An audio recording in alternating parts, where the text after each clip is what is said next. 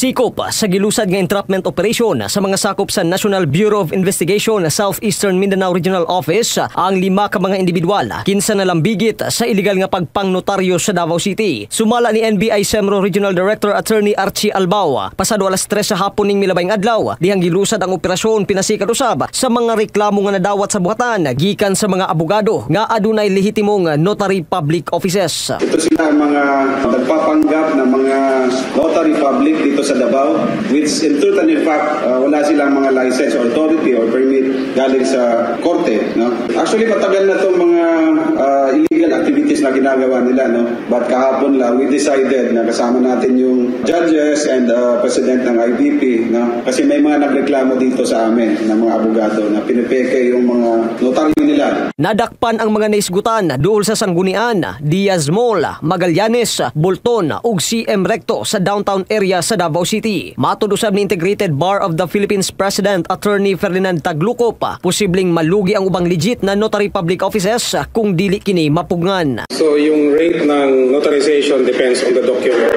But we received a lot of complaints from our members na mga lawyers ng Davao, including private citizens, na rampant masyado yung illegal acts of notarization dyan sa areas kung saan yung mga government offices nandoon.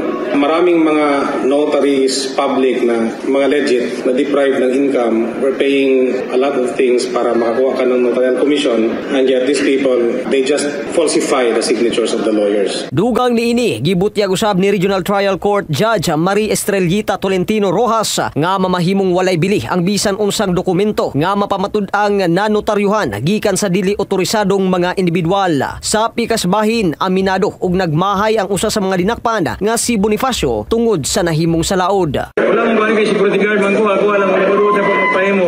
Yatod ako dito, dili man ko sigimo anak. Yatod lang ko dagahan ko porsyento ko na ako picture ba, freestyle ito kasi picture na. Pilay ginadawat pinta si Gatos, naman talaga kay gabi ko mo pa sa kumikilan sa uban. Ako, mahay ko gamit man ako.